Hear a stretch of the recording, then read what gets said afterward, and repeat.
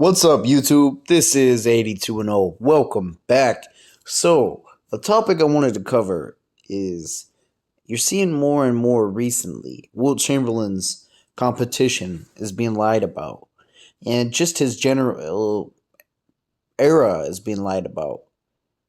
One thing I want to point out is a common misconception I've been hearing a lot from people is they exaggerate the level of competition that Wilt Chamberlain had. They make his era sound to be like this dinosaur era. They say he played against 6'4" centers. Well, I just want to tell you the truth about the competition that he played. So when Wilt Chamberlain was drafted, the league average height wasn't too much different as it was till today. Because, for example, the league average height today is around 6'6", and it has actually gone down since, if we want to be 100% fair, it has gone down since the 80s. Because, for example, for much of the 1980s, 1981, the average height was 6'7", and up until around 2018, the height was 6'7". And the past few seasons, it's actually gotten shorter. The league average height is 6'6" today. Now, when Wilt was drafted, the league average height, I know a lot of people like to exaggerate, but the league average height was 6'5". But majority of the time that he played, the league average height was 6'6", much like it is today. For example, the year he won with the Lakers, 71-72, the league average height was 6'6". The average weight was 206 pounds. The average weight today is 215 pounds. So I think it gets blown out of proportion, the level of competition he played. But another factor is, too, the average center height back then was 6'10". You know what that league average height of the center today is? 6'10". Now, still not convinced? Well, let's talk about his competition. People say he just dominated 6'4" white guys, right? Now, he played a lot of Hall of Fame bigs. For example, we all know Bill Russell, Hall of Fame center. Probably the greatest defensive player of all time. And they played each other 143 times over 9 seasons. Still not convinced? What about Kareem Abdul-Jabbar? 7'2" center. They played each other 4 seasons, 27 games total. They battled each other in the Western Conference Finals a few times. Kareem is no doubt a top 5 player of all time. Wilt played him in his absolute peak. So I don't understand this argument about not having any competition. What about Willis Reed? 6'10". They played each other for 8 seasons total. And 72 games total. They played each other. Now, Willis Reed was a very underrated defensive center for the New York Knicks. They actually battled each other in 3 finals. They matched up against each other in the 1970 finals, 1972, and 1973. Willis Reed, to put into a modern perspective of what kind of play style he had, or I should say more modern, think of like, I'm trying to think how to put this in perspective. Think of like a Dwight Howard type as far as rebounding, but he had a great mid-range and a great post moves. And another Hall of Famer he played was Walt Bellamy, 7-footer. They played each other for 11 seasons. Walt Bellamy is one of the only other centers or rookies to put up over 30 points per game. He averaged 31 points per game for his rookie campaign. Great underrated center. Another Hall of Fame center he played was Artis Gilmore. And I know some people will say, well, Artis Gilmore was in the ABA. That's true, but they had ABA, NBA matchup games, like the All-Star game, for example. And Artis Gilmore is one of the other great, strong centers. For example, to give you an idea how strong Bob Lanier or Artis Gilmore was, so we all know Robert Parrish. He was a center for the Celtics in the 80s. He played for the Bulls in the 90s. Well, he also played Artis Gilmore in the 70s. That's how long he played. And he said Artis Gilmore was much stronger than Shaq. So he wasn't a scrub. Great defensive center. Great Hall of Famer. Another Hall of Famer that Wilt played was Bob Lanier. They faced each other for 3 seasons. 6'11", 7 foot. Another Hall of Famer he played was Nate Thurmond. Although they did start out playing each other, he was probably one of the greatest defensive centers we've ever seen. The first official. I know on one of my last videos somebody got on my ass because I said Wilt wasn't the first official. Well, they weren't counted back then, so whatever. Nate Thurmond is the first official quadruple-double player. Great defensive center. Great shot blocker.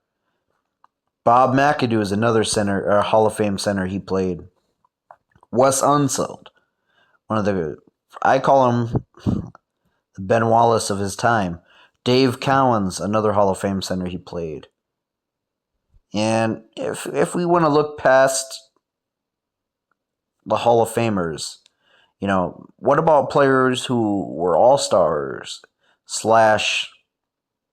just role players that happen to be tall? Because I know a lot of people lie and say he didn't have any bigs that he was playing.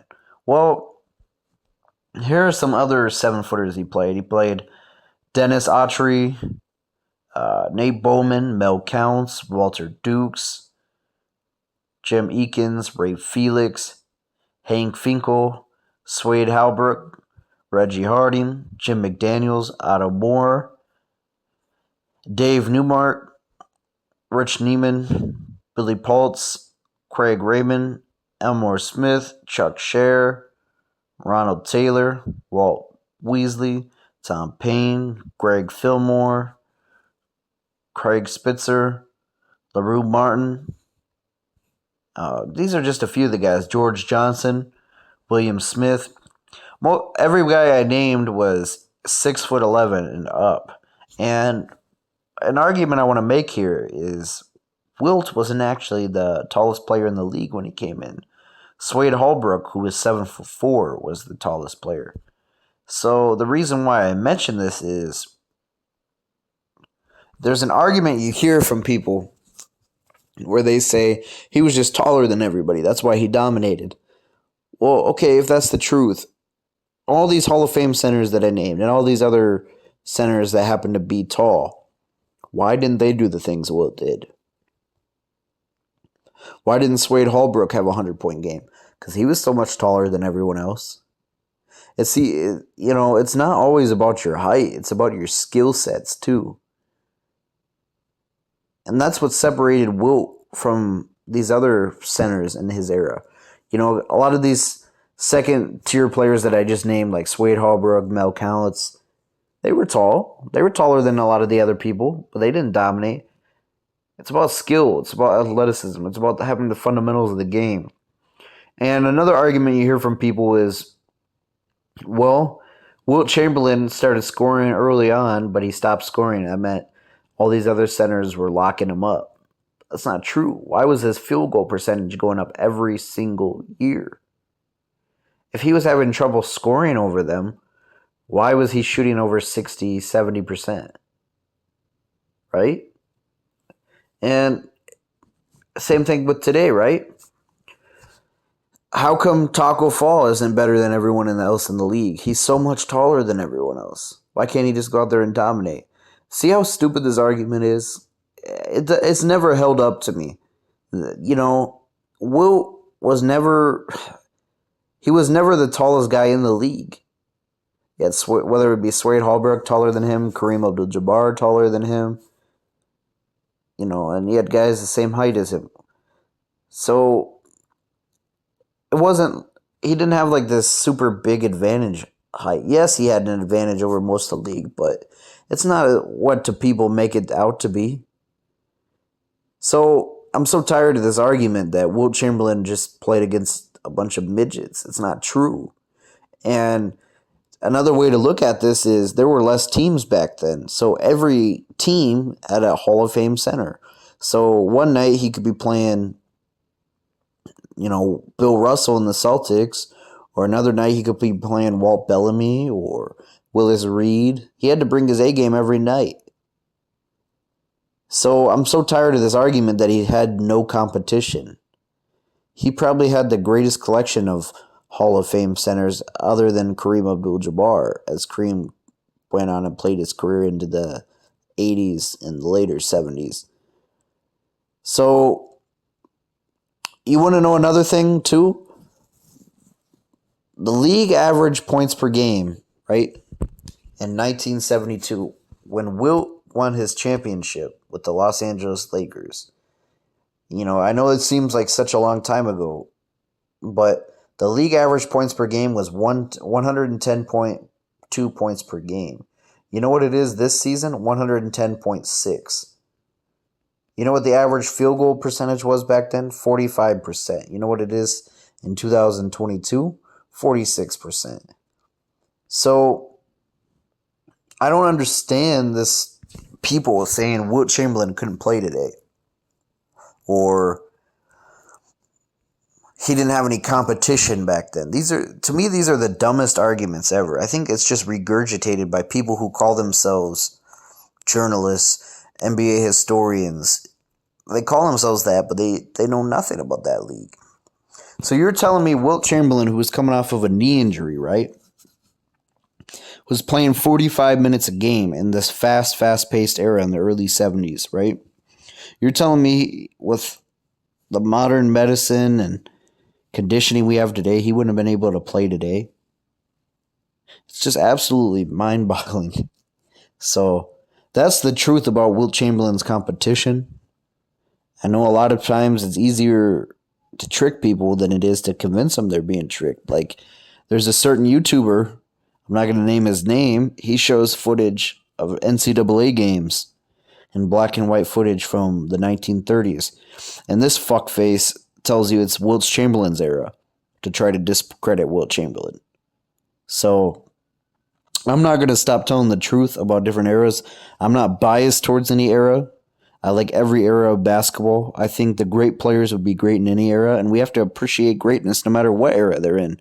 We need to stop trying to shit on every single era, and that goes for older fans, older generations too. Don't shit on this era just because it's different. I like every single era of basketball. But one thing I'm not going to do is I'm not going to lie about a player. I'm not going to lie about their era. I'm not going to spread misconceptions about their era. I will research it. And Wilt Chamberlain had the athleticism to last in any era. He had the drive, the skill set to last in any era.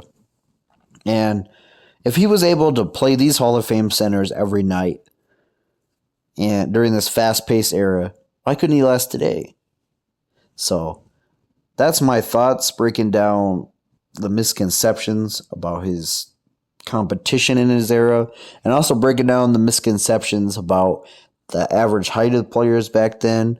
Also breaking down the misconceptions about the field goal percentage then, because sometimes people mix up different eras.